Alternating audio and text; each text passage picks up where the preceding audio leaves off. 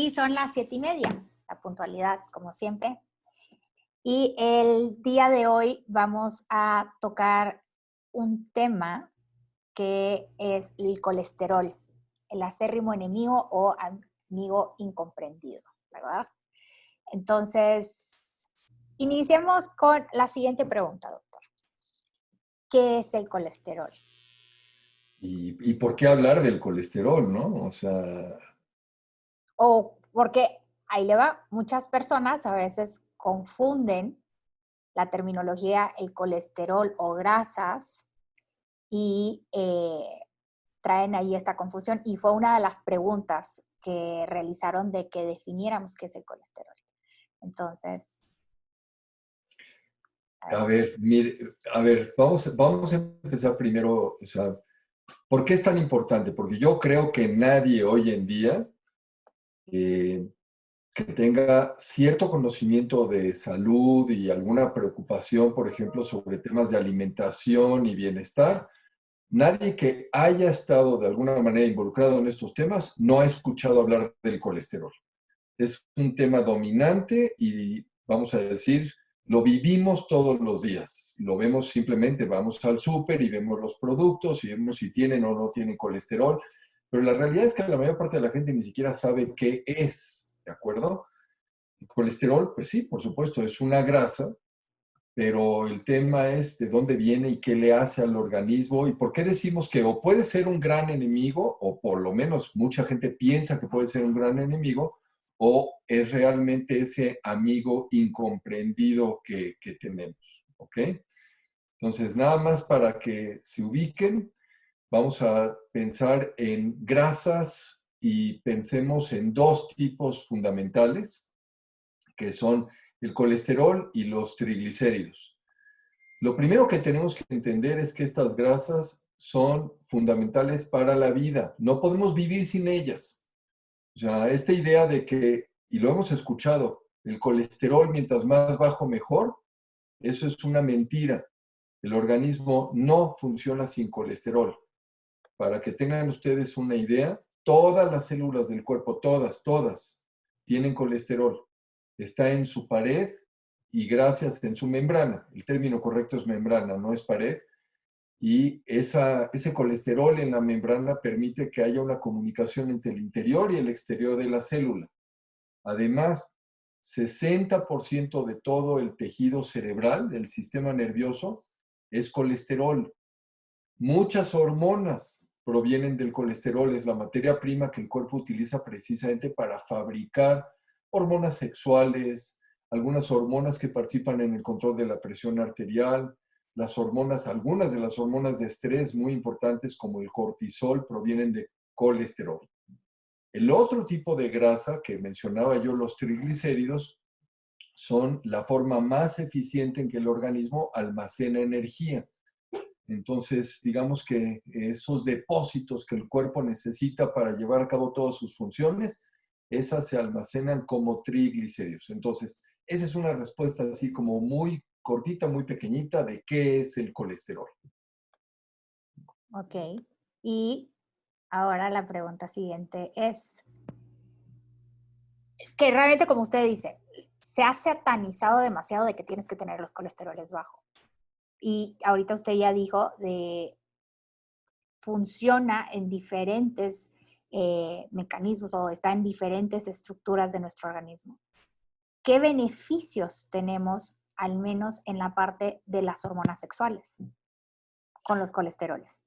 Wendy, ¿te parece si antes de que veamos ya eso, que son detalles un poquito más técnicos, entendemos un poco de dónde viene esta satanización? ¿Por qué se ha creado se le ha dado tan mala fama al colesterol? ¿De Incluso acuerdo? alimentos satanizados. Es que de ahí viene toda esta situación. Lo que está sucediendo hoy en día es que se ha creado, pues ahora sí que una paranoia de todo lo que tenga que ver con colesterol. Y la gente busca esas dietas bajas en colesterol, bajas en grasa, y pensamos que bajo en colesterol y bajo en grasa es saludable. Y la realidad es que no es así. Ahora, toda esta situación de la vamos a decir, esta mala reputación que tiene el colesterol viene de los años 60, ¿ok? Ya estamos hablando de muchos, muchos años atrás. Y se veía que en aquel entonces había una diferencia incluso vamos un poco más atrás, hasta los 50. Había diferencias muy importantes entre la frecuencia de muertes por ataques al corazón, o sea, todo lo que eran enfermedades cardiovasculares en Estados Unidos y en Europa. No se les olvide qué era lo que estaba pasando en ese momento en el mundo. O sea, el mundo venía saliendo de la Segunda Guerra Mundial. No había un problema de obesidad. Era mucho más común encontrar lo contrario, una desnutrición y pesos muy bajos. ¿De acuerdo? Entonces, en esa Europa que venía de la Segunda Guerra Mundial, pues ciertamente no había exceso de alimentos y no había un tema de obesidad. En Estados Unidos, que vamos, sí participó en la Segunda Guerra Mundial, pero no en su territorio. Entonces, ellos no tuvieron nunca un desabasto de alimentos y pues ya sabemos qué es lo que ha pasado y cómo se ha venido generando toda esta cuestión de la industria alimentaria y la comida chatarra que en Estados Unidos proliferó y creció de manera muy acelerada. Y pues esto se ve desde esa época. Y había ya un problema, empezaba a haber un problema precisamente de obesidad y resultaba que en Estados Unidos sí había mucho más muertes por ataques al corazón, todas las enfermedades cardiovasculares de lo que había en Europa. Entonces, a alguien se le ocurrió y dijo, bueno, vamos a hacer una evaluación y ellos pusieron como hipótesis, lo que trataron de demostrar, es que lo que producía estas muertes era el consumo exagerado de grasas en la alimentación, el colesterol. Eh, para fines prácticos, pues manejaron mala información, los datos no eran correctos y hubo una serie de abusos por parte de la industria alimentaria que incluso sobornaron a médicos para que escribieran artículos en revistas médicas muy prestigiadas y que de esta manera inculparan a las grasas en lugar del azúcar. O sea, estos eran representantes de la industria del azúcar en Estados Unidos que hicieron vamos a decir, tuvieron estas prácticas poco éticas y lo que hicieron es cambiar esta percepción de la sociedad general para que creyeran que los azúcares eran buenos y las grasas eran malas. Después viene pues todo este tema de la introducción de muchos de los endulzantes, edulcorantes, particularmente el jarabe de maíz, el jarabe de maíz de alta fructosa, que utilizan estas compañías, vamos a decir, refresqueras como Coca-Cola y Pepsi-Cola, porque era más barato, y sustituyen el azúcar, y empieza a haber una explosión en todo lo que es la epidemia de obesidad y de diabetes. Y la realidad es que fue hasta 2015 apenas que se publican los últimos lineamientos donde se reevalúa el tema de alimentación y por primera vez, después de muchos, muchos años, se dice el colesterol no es el responsable de arteriosclerosis y no hay problema. Nada más para que tengan ustedes una idea. Antes de 2015, comer la yema de huevo era tabú. No podíamos comer huevo completo. ¿Por qué? Había que comer solamente claras porque la yema era pues nociva. Y a partir de 2015 sabemos que todo eso es una mentira, es una falacia. Y lo que produce toda esta enfermedad cardiovascular no son las grasas, son precisamente los azúcares. Ahora, también seamos muy claros. Sí, hablamos de grasas buenas, hablamos de grasas malas, en términos muy coloquiales, ¿de acuerdo? Esto no es un término médico. Y ahora sí, respondiendo a tu pregunta, ¿qué pasa cuando una persona, por ejemplo, consume una dieta muy baja en grasas, muy bajo en el contenido de colesterol, grasas buenas? Esto lo vemos, por ejemplo, en atletas de alto rendimiento, en gente que hace dietas muy exageradas, muchas veces en veganos, en vegetarianos muy estrictos.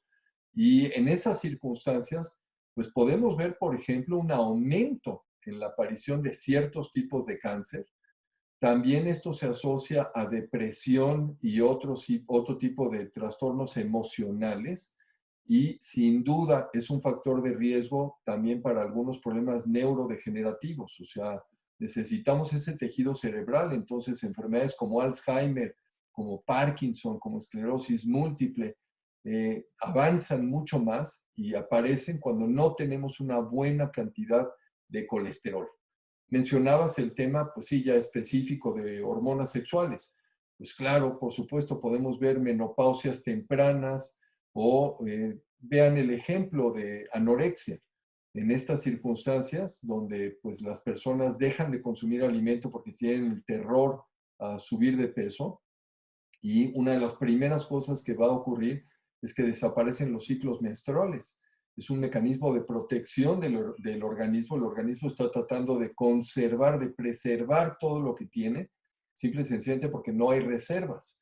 Entonces, esos son algunos de los ejemplos de las situaciones que podemos ver cuando hay un problema de colesterol. Bueno, cuando hay una deficiencia más bien de colesterol. Aquí quiero hacer un corte comercial, porque en el libro del doctor Cruham también se habla de esto de la gran problemática de los colesteroles y cómo la industria alimenticia ha generado un impacto negativo ante el consumo de ciertas grasas saludables y obviamente pues a favor de las azúcares. Esto es un tema que usted comenta en su libro. Recuerden que el libro lo pueden conseguir en Amazon de forma digital o en físico. Es una de las opciones ahorita viables que les puede llegar más rápido a su casa. Adicionado a esto, me gustaría que las preguntas que ustedes les vayan surgiendo o las dudas de conforme lo que vayamos platicando, nos las hagan saber aquí en el chatbox para nosotros ir contestándolo poco a poco durante el transcurso de la charla. Bueno, continuemos, doctor. Algo que también es muy escuchado y creo que dentro de las consultas lo hemos visto tanto usted como yo, es que nos dicen, oye, bueno, tengo un problema de colesterol y siempre la mayor parte de las personas que, bueno, al menos en mi caso me han llegado, son personas que ya entran a la menopausia. Y de hecho, siempre nosotras las mujeres es a la que más mal nos va, ¿no? Que en comparación a ustedes los hombres en este tema. Entonces, platícanos un poquito más, ¿por qué se da? Lo dijo ahorita hace unos momentos de que las chicas que entran o las personas que entran en anorexia, en específico las mujeres, pueden llegar a tener un cese de la menstruación. Entonces, ¿qué impacto en sí tiene las hormonas tal cual ya cuando entramos las mujeres a la menopausia con los colesteroles? ¿Por qué siempre están elevados? El tema es la enfermedad cardiovascular. Y recuerden, por favor, que esta es la primera causa de muerte a nivel, bueno, en el mundo desarrollado, por supuesto. Si hablamos de países en subdesarrollo, pues vemos todavía, desafortunadamente, muchos problemas infecciosos. Pero en el mundo desarrollado, la gente piensa que es cáncer y no, no es cáncer. Son enfermedades cardiovasculares las principales causas de muerte. Hasta antes de la menopausia, la mujer tiene una protección, o sea, tiene mucho menor frecuencia de tener estas enfermedades cardiovasculares en comparación al varón. ¿Qué es lo que sucede? Cuando viene la menopausia y se pierde esa producción de hormonas sexuales femeninas, entonces desaparece esa protección y no nada más se equipara el riesgo, sino que aquí ocurre una cosa muy interesante. O sea, puede ser muy similar, pero desafortunadamente la comunidad médica no piensa en enfermedad cardiovascular en la mujer. Entonces, no se le hace caso. Se ignora en muchas ocasiones. Mujeres que pueden tener los problemas, tienen los síntomas, incluso, vamos a decir, muchos indicios que nos obligan a pensar en esta posibilidad y no se hace. Entonces, la realidad es que después de la menopausia, la mujer tiene mucho mayor probabilidad de tener mortalidad por enfermedades cardiovasculares. Déjenme darles un dato incluso que no tiene que ver, bueno, no quiero salirme del tema, pero sí es muy interesante. hay un debate en relación a los riesgos del reemplazo hormonal en la menopausia. ¿Qué tipo de hormonas debemos de utilizar? Si se debe o no se debe de dar un tratamiento de reemplazo hormonal. ¿Por qué? Porque hay, por supuesto, puntos a favor y puntos en contra. Si ustedes comparan el número de personas, de mujeres en la menopausia, que mueren por cáncer de mama y que recibieron reemplazo hormonal, contra el número de mujeres que mueren por enfermedades cardiovasculares porque no recibieron reemplazo hormonal, es mucho mayor la cantidad de mujeres que murieron precisamente de enfermedades cardiovasculares porque no les dieron tratamiento hormonal que aquellas que murieron de cáncer de mama porque sí se les dieron hormonas. Entonces, estos son algunos de esos puntos. Ahora, yo diría además, Wendy, que creo que aquí tenemos que entrar en una discusión adicional, que no es nada más la industria alimentaria. ¿Y qué me puedes decir tú de la industria farmacéutica y de todos estos productos, estos medicamentos que se utilizan precisamente para bajar el colesterol? Que se conocen genéricamente como estatinas, pero antes de que tú tomes la palabra, nada más déjame hacer un comentario. Alguna vez escuché de un cardiólogo joven y connotado decir que las estatinas son tan buenas y son tan nobles que no tienen ningún efecto negativo, que incluso las deberían de poner en el agua potable para que todo el mundo las tomáramos. ¿Ok? O sea, que tendrían que venir en el sistema de agua potable para que ya las recibiéramos y de esta manera acabaríamos con enfermedades cardiovasculares. Entonces, dime tú qué piensas del tema de las estatinas. La verdad es que hubo un tiempo, recuerdo, bueno, yo todavía no había nacido, pero me corregirá usted si estoy equivocada, que en los 70s hubo un boom de las estatinas, de que era el fármaco de elección, se podría decir, para todos estos problemas que se venían suscitando de hipercolesterolemia, que así se le llama médicamente al hecho cuando traen elevados los colesteroles o dislipidemias. De hecho, aparece a mediados de los 80s. A mediados de los 80s. A mediados de los 80s. La primera de las estatinas es la que comercialmente se llamó Mevacor. Okay. Y es a mediados de los 80s. Y te digo porque yo estaba haciendo mi residencia, yo estaba haciendo mi especialidad, yo estaba en endocrinología cuando surgió esto. Y ahora, hoy en día, la verdad es que, o sea, ¿qué laboratorio farmacéutico no tiene una línea de paralípidos? Todos, porque saben de que eso es una de las, como decía usted, los médicos, los cardiólogos, es lo que por ley le recomiendan a un paciente cuando llega a su consulta y traen estas elevaciones. El problema es de que nosotros a veces tomamos a la ligera estos medicamentos y decimos, bueno, sí, nos va a beneficiar en el sentido de bajar a lo mejor los colesteroles o los triglicéridos, ¿no? Y lo tomamos, pero no sabemos también que ese proceso que lleva ese medicamento que va a hacer en disminuir esto, va a bloquear otros procesos que va a afectar, por ende, nuestros problemas como la insulina.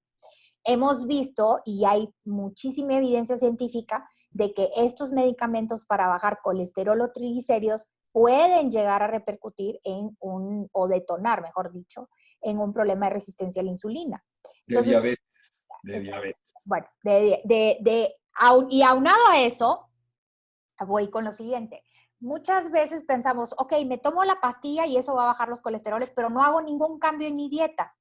Entonces, ¿qué es? O sea, de por sí ya tengo el detonante o tengo ese perpetuador que es la pastilla para que yo llegue a tener una alteración en mi glucosa y que vaya a detonar la enfermedad de diabetes. Y aunado a eso, no estoy cambiando mi alimentación. Pasa con muchos medicamentos que se dan hoy en día en la medicina convencional que queremos tapar el sol con un dedo y realmente no vamos a solucionar el problema en sí. Entonces, no es nada más este problema de diabetes. También se ha visto que puede llegar a generar problemas de visión también el tomar estatinas por mucho tiempo.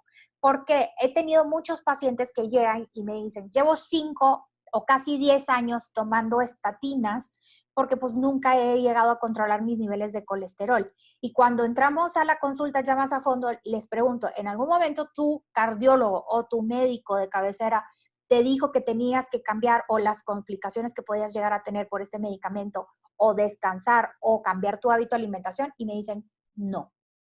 Entonces, es ahí cuando entramos en el detalle de decir, bueno, das un fármaco y lo dije en un inicio, das el fármaco, pero no, esto puede llevarte a detonar otras enfermedades y no nos ponemos a pensar, queremos solucionar una cosa cuando podemos detonar miles de cosas más. Pero todavía, esto es todavía mucho más complicado que esto. Déjenme explicar algún punto, además de lo que tú acabas de decir, porque te concentraste en el tema del medicamento.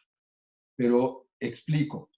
Vamos a tomar al 100%, vamos a tomar el grupo tan grande como ustedes quieran, de gente que en algún momento en la vida llegan a tener un ataque al corazón o un derrame cerebral. O sea, hablamos de derrames cerebrales en términos aquí generales, básicamente como esta trombosis cerebral, o sea, el mismo proceso que ocurre en el corazón, pero en el cerebro. Se tapan las arterias del cerebro y hay un infarto porque no llega suficiente sangre a una región del cerebro. Ahora, el número que ustedes quieran, pero tomemos a la totalidad de ese grupo. Ahora, ¿sabían ustedes que la mitad de esas personas tienen esos infartos, ya sea en el corazón, en el cerebro, y no tienen nada que ver con colesterol? La mitad, el 50%, tiene estos eventos como consecuencia de uno o más de 5 factores de riesgo específicos. El colesterol es uno de ellos, colesterol y o triglicéridos. Pero ¿cuáles son los otros 4? Obesidad, hipertensión, tabaquismo y diabetes.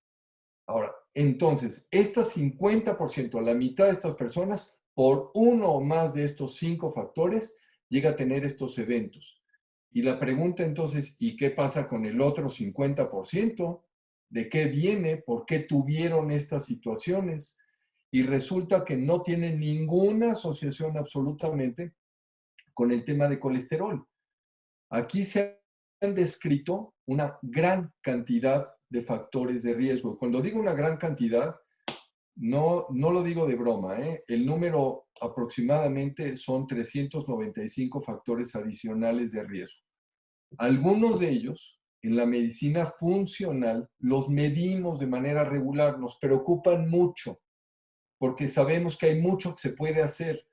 Les voy a dar un ejemplo muy sencillo. Vitamina D, porque tiene muchísimas funciones en el organismo. Homocisteína, que es una sustancia que tiene que ver con el metabolismo de un elemento del complejo B de vitaminas, del ácido fólico. La proteína C reactiva, que es un marcador de inflamación. Hormonas sexuales, por ejemplo, que también son un factor de riesgo. Y podríamos seguir. La lista es muy, muy larga, repito, es 390 y tantos elementos. Pero algunos obviamente son más importantes que otros. Entonces, ¿qué es lo que ha pasado? La industria farmacéutica ha querido meternos esta idea de que cuando hacemos una prueba de laboratorio y tenemos un nivel de colesterol un poco elevado, automáticamente tenemos que dar un tratamiento con un medicamento. Y eso es un gravísimo error. Por todo lo que estamos platicando, por lo que tú, Wendy, estás comentando en este momento, porque lo que tenemos que hacer primero que nada, cuando hablamos de medicina funcional, la primera pregunta que tiene que hacerse el médico es decir, ¿y de dónde viene esto? ¿Por qué está ocurriendo esto? Entonces, tratar de comprender, o sea, porque queremos dar una solución definitiva, no queremos dar nada más un pequeño parche, que es ese medicamento, que como tú bien dices, no va a curar nada, porque no cura. En el mejor de los escenarios controla. ¿Eso qué quiere decir? Si aún me hace bien ese medicamento, quiere decir que lo debo tomar toda la vida, porque el día que dejo de tomarlo, como nunca resolví aquello para lo que lo di, pues el problema ahí seguirá. Y en este proceso de tomarlo y tomarlo y tomarlo durante tantos años, pues ocurre que por supuesto puedo presentar toda una serie de efectos negativos, de efectos adversos. Ahora, esta situación es todavía más complicada porque no es válido tomar estas decisiones de tratamiento solamente con un nivel de colesterol, de triglicéridos, del colesterol bueno y del colesterol malo. ¿Por qué? Porque hoy sabemos que hay diferentes tipos del colesterol bueno y diferentes tipos del colesterol malo, ¿de acuerdo?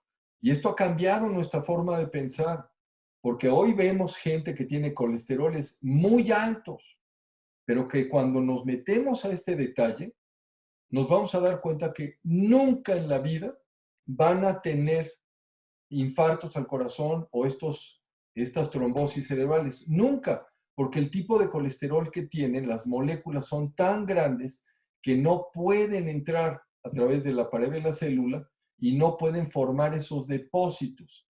O habrá gente que sí tenga colesteroles normales, fíjense lo que estoy diciendo, y sin embargo sí termina presentando arteriosclerosis precisamente porque su problema dependía de partículas muy pequeñitas y más densas que sí pudieron atravesar la pared del vaso, de la arteria, y depositarse y empezar a promover todo este proceso. Entonces, esta situación de generalizar el dar tratamiento de estatinas para todo mundo no es correcto. O sea, hay mucho más que se debe de hacer y mucho más que se debe de comprender antes de tomar una decisión de esa naturaleza. Ahora, nos están preguntando, bueno, yo traigo niveles de colesterol altos, pero aquí la pregunta es la siguiente, porque mucha gente, incluso nosotros antes nos referíamos al colesterol de alta densidad como el colesterol bueno y todavía lo seguimos refiriendo así, el colesterol de baja densidad que el colesterol malo.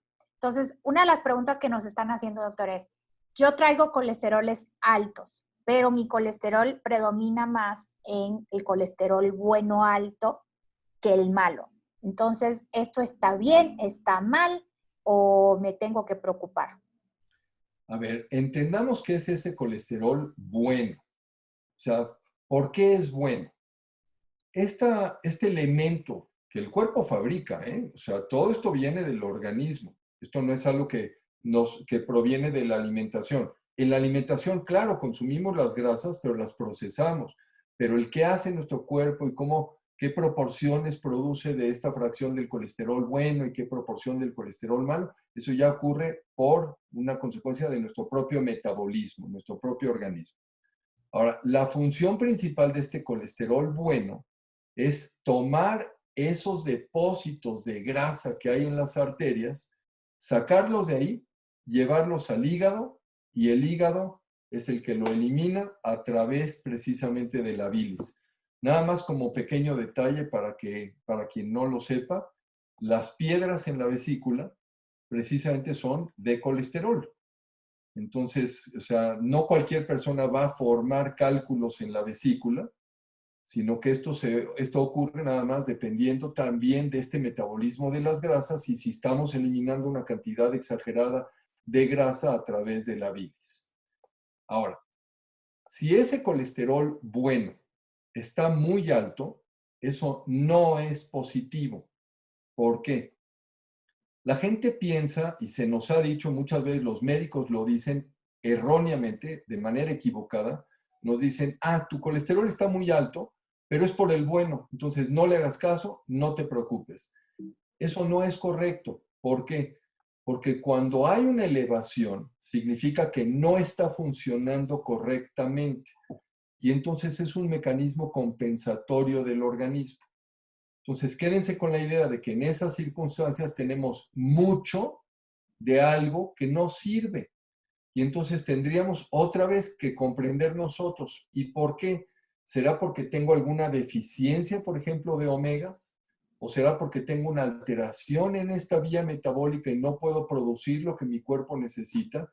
Y entonces en ese esfuerzo que el organismo hace de compensar, termina fabricando mucho de este elemento, pero insisto, no sirve de nada. Entonces, no es un punto positivo el tener muy alto el colesterol bueno. ¿Y lo puedo heredar? Sí, claro. O sea, por supuesto que hay una situación de herencia en este sentido, ¿eh? Pero también recuerden lo que habíamos comentado, y eso ya llevamos desde nuestras primeras sesiones. El término de herencia no tenemos que verlo como determinismo. O sea, si yo tengo familiares que tienen este padecimiento, no necesariamente quiere decir que yo lo tengo que presentar. Recuerden que esto es modificable, aunque tenga yo el factor hereditario. ¿Y cómo lo puedo modificar? Precisamente con lo que tú comentabas, con hábitos de vida y también dependiendo de cómo vivo y en dónde vivo, con el medio ambiente. Entonces, a través de la alimentación, el ejercicio, la calidad del sueño, el control del estrés, relaciones interpersonales, evitar toxicidades, etcétera. O sea, ayudar a que mi organismo esté funcionando en condiciones óptimas. Entonces, aunque tenga yo la herencia, no voy a desarrollar arteriosclerosis. Y para que tengan ustedes un punto ahí clave, el factor determinante de todo esto es la insulina. Entonces, yo hablaba de diferentes tipos del colesterol bueno y diferentes tipos del colesterol malo. Ahora, quédense con una idea. ¿Qué hace que haya estos diferentes tipos? Son tres elementos: el número de partículas, el tamaño de esas partículas y su densidad. Y todo esto depende de cómo funciona la insulina. En su momento, si ustedes recuerdan, habíamos hablado de un síndrome metabólico. Síndrome metabólico, entiéndalo, o sea, el metabolismo está, digamos, alterado, está descompuesto, no está funcionando correctamente. Y ese síndrome metabólico se caracteriza por diferentes cosas. 5. Y no necesariamente tienen que estar los 5 elementos para que hagamos ese diagnóstico. Por lo menos tiene que haber 3. Tiene que haber aumento de peso, elevación de la presión arterial, niveles elevados de glucosa, niveles elevados de colesterol y o triglicéridos, porque puede ser cualquiera de los dos o los dos, y finalmente niveles elevados de glucosa. Entonces, ahí justamente estamos llegando al fondo de este asunto. ¿Qué pasa si yo tengo un colesterol alto y simplemente me tomo esta estatina, esta famosa estatina? Pues no estoy resolviendo nada, no estoy atacando el problema de resistencia a la insulina. Entonces, como decía yo, en el mejor de los escenarios, pues esto bajará los niveles de colesterol. Y ya veremos qué precio tengo que pagar por tener complicaciones. Pero no curé nada. Si en lugar de eso yo profundizo, analizo, entiendo qué es lo que está pasando con esta situación del funcionamiento de insulina, entonces sí lo puedo revertir y sí lo puedo curar, que es el tema interesante. Aquí hay una pregunta muy interesante. Nos preguntan, ¿por qué si yo soy una persona delgada y me alimento bien, por qué yo tengo elevados los colesteroles? Aquí quiero opinar un poquito. Recordemos que el doctor dijo que el colesterol es un precursor de ciertas hormonas. Entonces, en ocasiones podemos estar, y uno de los factores importantes que usted comentó ahorita es el estrés. Muchas veces nosotros los jóvenes no sabemos cómo canalizar el estrés. Y como es un precursor, también el organismo tiende a decir, a ver, bueno, comienza la cascada obviamente de colesteroles y las demás hormonas, y entre ellas, como se dijo en un inicio, el cortisol. Y el cortisol, el organismo dice, o nos reproducimos o seguimos procesando para ciertas hormonas que se necesitan día a día o sobrevivimos. Entonces, pues dice, tenemos que sobrevivir, entonces se sigue robando ciertos precursores hormonales. ¿Y qué es lo que pasa? El cerebro dice, el colesterol manda una señal al cerebro y dice, pues no estamos produciendo lo que tenemos que producir. Entonces, tenemos que seguir produciendo más colesteroles en ciertas ocasiones. Entonces, el estrés es un factor muy importante que a veces nosotros los jóvenes puede llegar a ocasionar que tengamos un colesterol alto por un tiempo. Entonces, es importante de que no pensemos de que solo porque mi mamá lo tuvo, como dice el doctor, es un 30, siempre lo hemos dicho, la genética influye nada más en cierto porcentaje, nosotros lo podemos modificar, pero muchas veces depende de los factores externos a los que nosotros estamos involucrados. Adicional a este comentario, quiero hacerles hincapié en lo siguiente. Si tú traes una alteración, acude con tu médico profesional, con tu médico de cabecera, para que te den una evaluación y que te puedan orientar de una mejor manera qué tratamiento o qué modificaciones tienes que hacer en tu hábito de vida. Y con tratamiento no me refiero tal cual un fármaco, porque lo hemos venido diciendo a lo largo de la charla. El que tú tomes un medicamento no te asegura que tú vas a dejar de tener un problema de colesterol. Pero si tú haces un cambio de todos los hábitos o de ciertos factores como el contacto con ciertas toxinas que en su momento lo platicamos, de que muchos de los alimentos hoy en día traen toxinas y los productos de higiene personal que utilizamos también son disruptores hormonales y pueden causar esta alteración. Entonces, acude con tu profesional de la salud para que él te oriente de una mejor manera y de una manera integral para que puedas resolver tú esta problemática, obviamente. Y otra vez quiero hacer aquí un corte comercial y que por favor nos pongan sus preguntas para que ya las vayamos contestando, porque acuérdense que cuando se nos va acercando ya la hora de terminar, nos gusta no dejar ninguna duda y que ustedes se vayan con todas las respuestas aclaradas para que puedan tener un mejor abordaje a futuro. Yo quiero complementar esto porque estoy viendo que el tema de peso, la gente lo está correlacionando mucho la gente piensa que el tema de peso es un determinante del colesterol elevado. Y repito nuevamente, no es así, ¿eh? Si ustedes analizan y ven qué cantidad de personas que tienen el colesterol alto, en qué proporción de estas personas depende de la alimentación, pónganle un número, es alrededor del 20%. ¿Y esto qué significa? El 80% restante depende de nuestro propio metabolismo, es nuestra propia química, ¿de acuerdo? Pero recuerden nuevamente, aquí este es un gran rompecabezas. Entonces, tú lo dijiste muy bien ahora. Hay tres elementos que van a trabajar siempre de manera, vamos a decir, coordinada. Uno de ellos es el estrés, otro es el funcionamiento de la insulina y un tercero tiene que ver con lo que se llama dominancia estrogénica, o sea, digamos, el exceso de hormonas sexuales femeninas. Que dicho sea de paso, esto no solamente ocurre en la mujer. Cada vez que ustedes vean un gordito, vamos a decir, con panza, Chelera. pues sí, chelera, y que los vean con pechos desarrollados, o sea, cosas que son cambios estructurales que normalmente no deberían estar en el varón. Esa es una persona que tiene dominancia estrogénica. Y nada más para que además tengan ustedes nociones, esa dominancia estrogénica en el varón es súper perjudicial. Si en la mujer puede producir cáncer de mama, en el hombre produce cáncer de próstata. Son la misma enfermedad, nada más el equivalente en la mujer y en el hombre.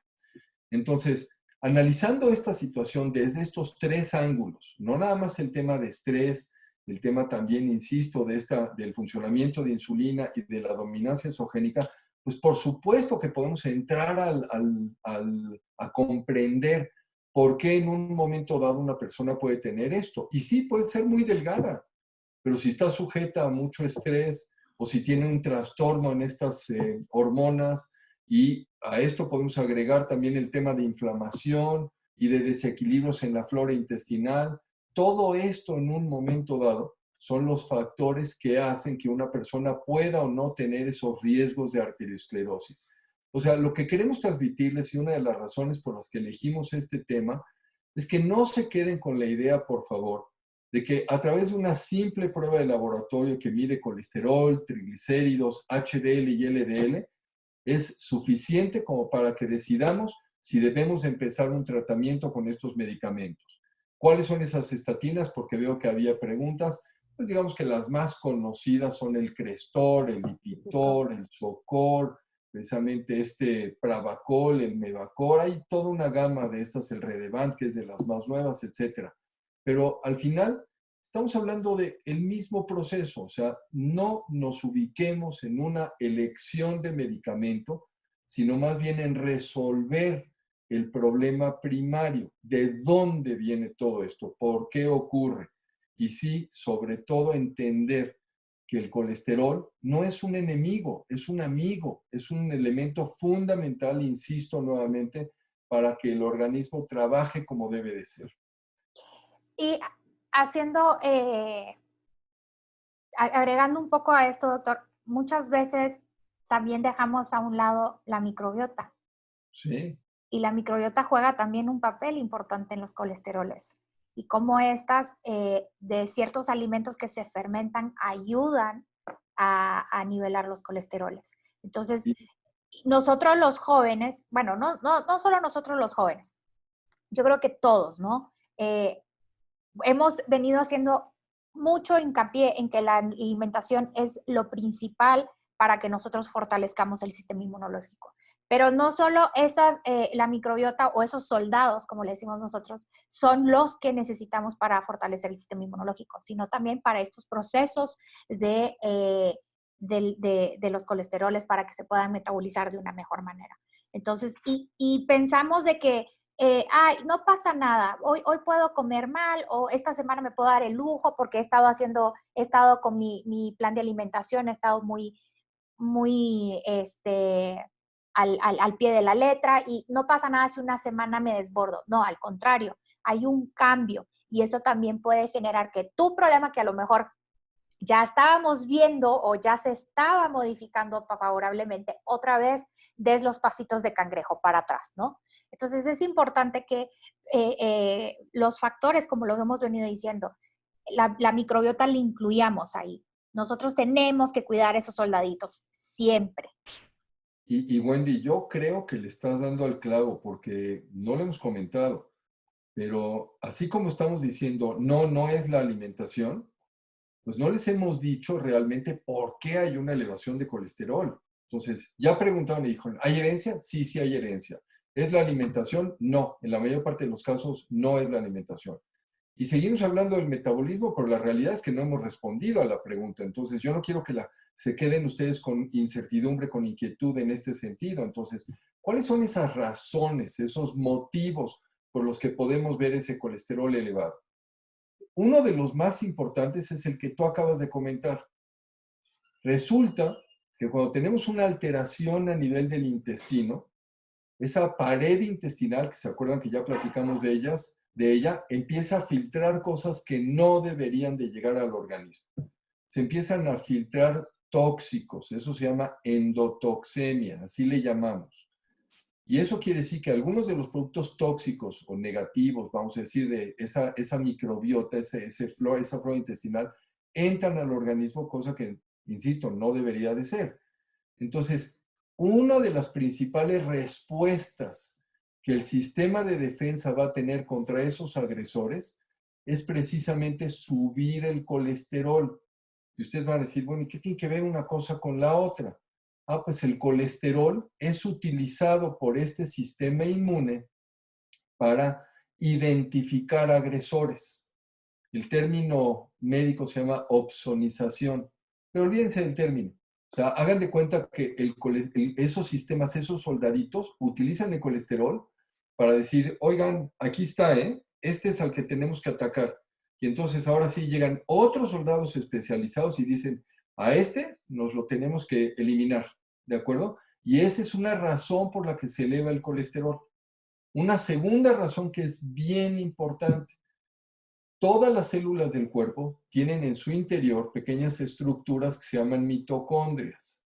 Estas mitocondrias son responsables de llevar a cabo los procesos químicos de generación de energía.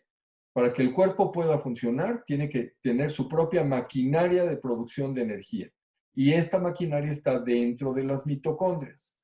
Pues resulta que en ese proceso químico de producción de energía se acoplan también los procesos de metabolismo de grasas, de metabolismo de azúcares y metabolismo de proteínas. Entonces, en muchas ocasiones, elevación de colesterol depende de que esas mitocondrias no están funcionando correctamente. ¿Y por qué pueden no estar funcionando correctamente? Ahí entramos a otro tema, un tema que se llama estrés oxidativo.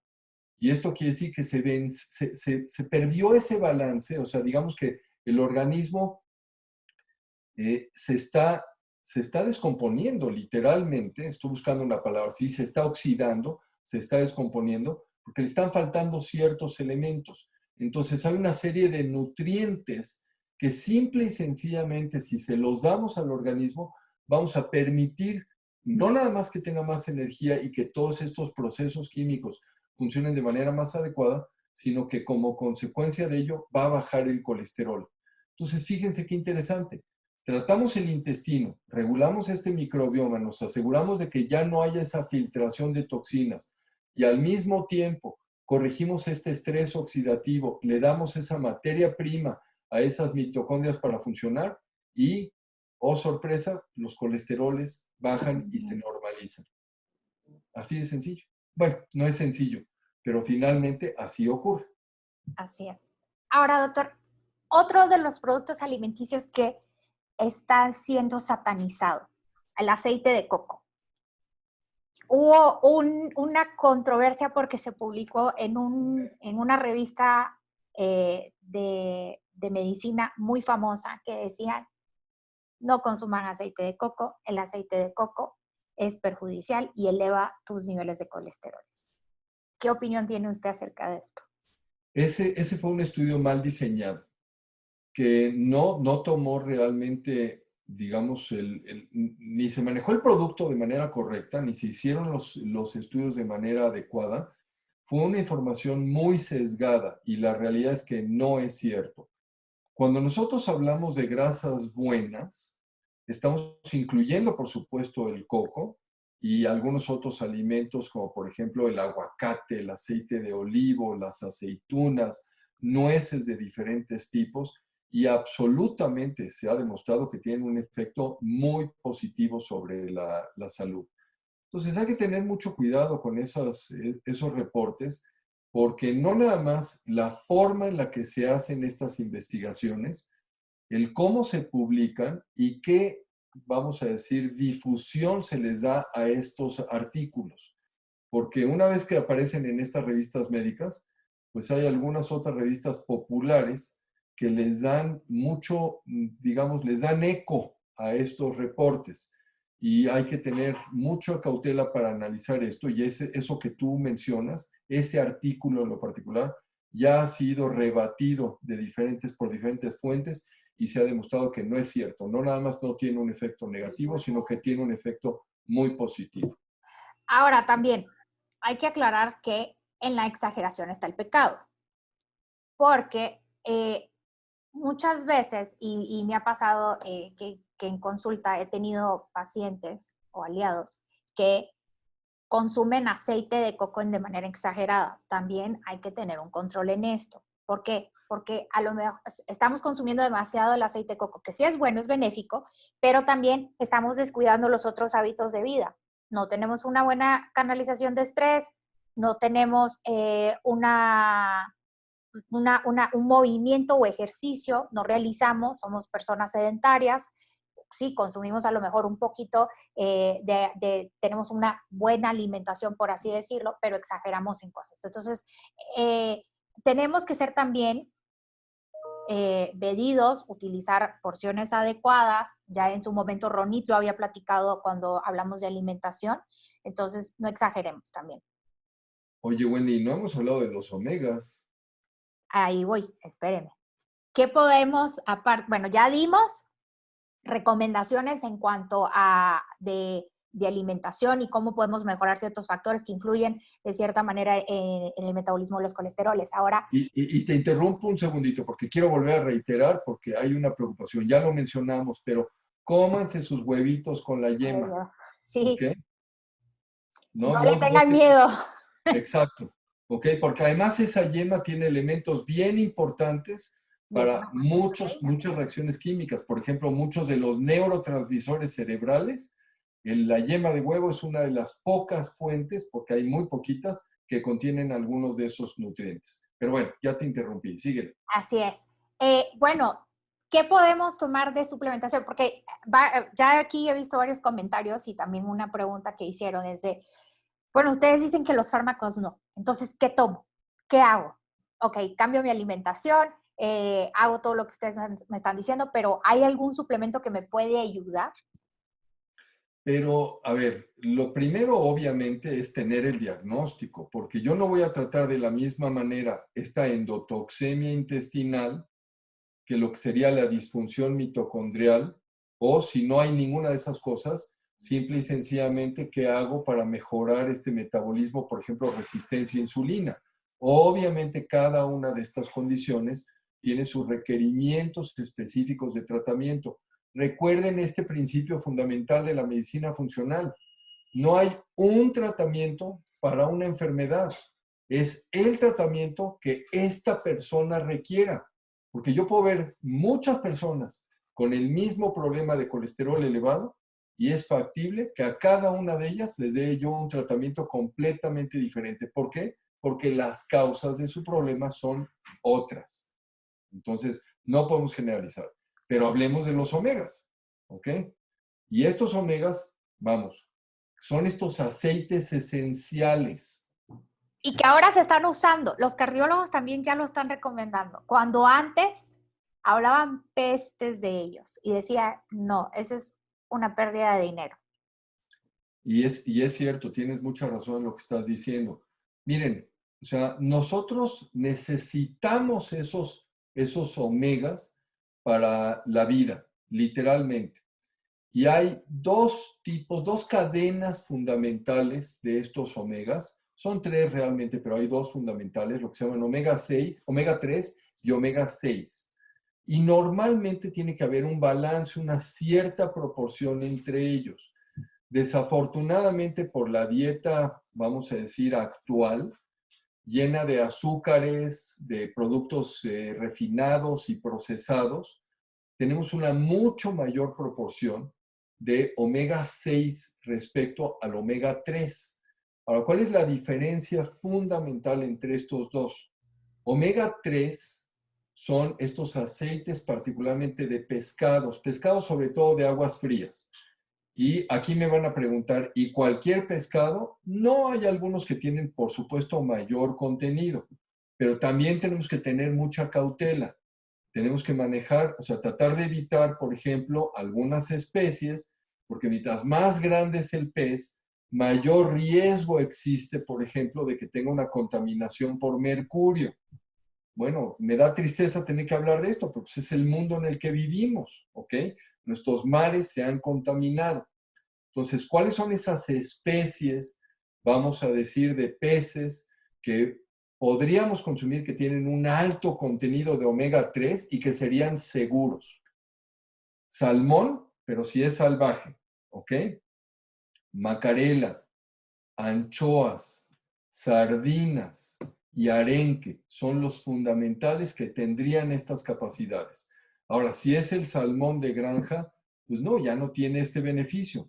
Y si no tenemos la certeza de qué es lo que estamos comiendo, pues no les voy a decir no se coman el salmón de vez en cuando, pero no lo hagan el elemento fundamental de su alimentación, de su dieta, si no saben de dónde proviene, cuáles son las fuentes, ¿ok? Ahora, estos omega 3 son antiinflamatorios. Entonces, ejercen un efecto fundamental en la respuesta inmune e inflamatoria. Los omega 6 son proinflamatorios. Entonces, fíjense lo que decía yo. Tenemos mucho más omega 6 por el tipo de alimentación que hoy consumimos. Entonces, esta alimentación occidental y procesada. Y lo que tendríamos que tener es una mucho menor cantidad de 6 y mayor cantidad de 3. Entonces, a través de la alimentación podemos hacer esto, pero tenemos que recortar del otro lado también. Ahora, hay fuentes vegetales, por ejemplo, para quien tenga una alergia a peces, a pescados y mariscos. Sí, las hay. Por ejemplo, chía y algunos otros productos que son fuentes vegetales de omega 3. Ahora, regresando al tema de los peces, o sea, ¿cuál es una muy buena fuente de omega? El krill. Y el krill es un camaroncito chiquitito que simple y sencillamente por su tamaño no acumula este mercurio. Es el alimento del que viven las ballenas fundamentalmente. Entonces, si tenemos la opción de una muy buena fuente de omega 3 que venga de krill, perfecto. Y si no, asegurarnos que el omega 3 que estamos consumiendo sea un producto, vamos a decir, confiable, de grado farmacéutico y que tengamos la seguridad de que no viene contaminado con mercurio. Así es. Aunado a esto, doctor, quiero hacer aquí un paréntesis, porque ya hoy en día, pues obviamente el que consumamos ciertos alimentos como el salmón y que es un salmón salvaje, puede ser que los costos económicos sean un poco elevados.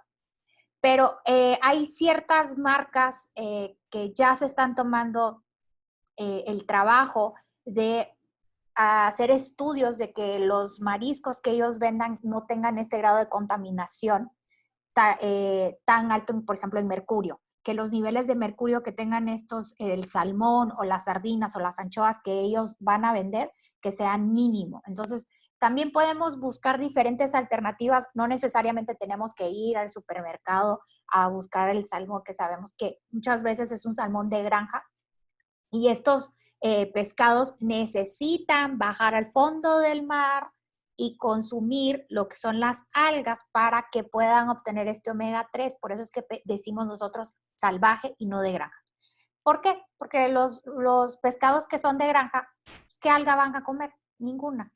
A ellos les tiran el granito del alimento para que crezcan, ¿no? Entonces no es lo ideal. Entonces hoy podemos buscar diferentes opciones si queremos consumir un poquito más de mariscos que tengan una contaminación eh, menor en mercurio. Aunado a esto, les vuelvo a comentar, el doctor en su libro hay un capítulo que platica un poquito más a fondo de esto del colesterol y cómo afecta a las enfermedades cardiovasculares y de los temas del tema que platicamos hoy en sí, del omega, ciertos suplementos que les pueden ayudar, lo pueden adquirir por Amazon, ya sea de una forma digital o en físico. Y la recomendación que siempre, siempre les hacemos es, ¿tienes más dudas o quieres que se valore mejor tu caso? Acude con tu médico de cabecera o acude con un profesional de la salud para que te pueda orientar mejor cómo llevar tu caso en específico, el buscar la raíz del por qué la alteración que estás teniendo en este momento y que se pueda dar una mejor solución a ello.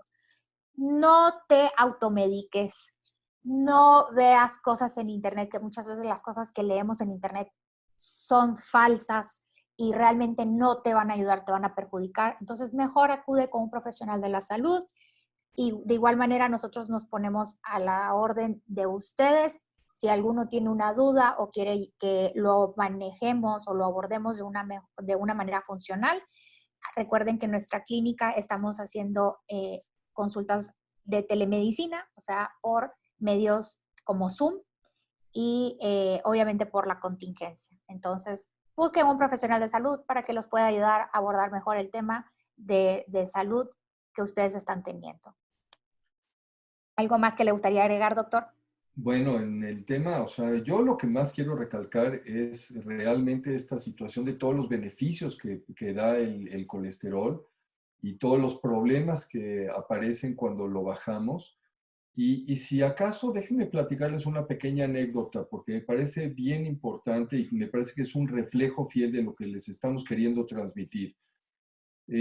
Tengo un paciente, un aliado que conozco desde hace muchos años, un hombre realmente de edad madura, pero en excelentes condiciones, un atleta y no un deportista, un atleta realmente, que además se cuida muchísimo y toma una cantidad importante de suplementos, probablemente más de los que debería de tomar, porque también tenemos que ser ordenados en ese sentido y no meternos de todo. Pero él tiene un problema genético de colesterol y su cardiólogo en su momento lo inició precisamente con estas estatinas. Hace ya algunos años yo le pedí que hiciéramos una prueba para medir, es un estudio de rayos X que nos permite ver los depósitos de estas placas de colesterol, de arteriosclerosis en las arterias del corazón, y sorpresivamente, bueno, no tan sorpresivamente, pero tenía una cantidad muy alta de depósitos que lo ponían en una situación de alto riesgo para esta enfermedad cardiovascular. A partir de entonces, sus cardiólogos aumentaron más las dosis de estas estatinas y él estaba manejando colesterol total, un colesterol total en 100 o menos. El nivel máximo adecuado es hasta 200. Lo queremos ver un poco abajo de 200, pero él tenía menos de 100. Y a pesar de eso, años después le pedí, y yo preocupado por los efectos que esto podía ocasionar, y repito, depresión, problemas sexuales, cuestiones incluso como Alzheimer, etcétera. Y entonces repetimos las pruebas de este estudio de depósito de placas de colesterol y lo que vimos es que no nada más no habían bajado, sino que incluso habían aumentado. Entonces, el mensaje aquí es, recuerden, no hay un solo mecanismo. Tenemos que ver todo el panorama completo. No podemos ver un árbol, tenemos que ver el bosque completo y tener esa visión integral de qué es lo que está pasando con la persona, porque podríamos estar dando un tratamiento pensando que con ello estamos dando una solución definitiva y la realidad no es esa. Entonces, quiero que se queden con ese concepto y sobre todo yo lo plantearía, como lo dijiste tú, pero en otras palabras, participen ustedes, o sea, cuestionen. Ustedes son al final quienes van a o presentar el problema o tener que recibir el tratamiento. Entonces, necesitamos que la gente sea participativa y se involucre en su cuidado. No podemos dejar todo nada más a la decisión de un médico que sin siquiera darnos el beneficio de una explicación, nos dice, tómate esto. Y cuando le decimos por qué, porque yo lo digo, eso no es correcto. O sea, esto es para ustedes, es para nosotros, tenemos que participar activamente en nuestro, digamos, nuestro trabajo para mantener la salud.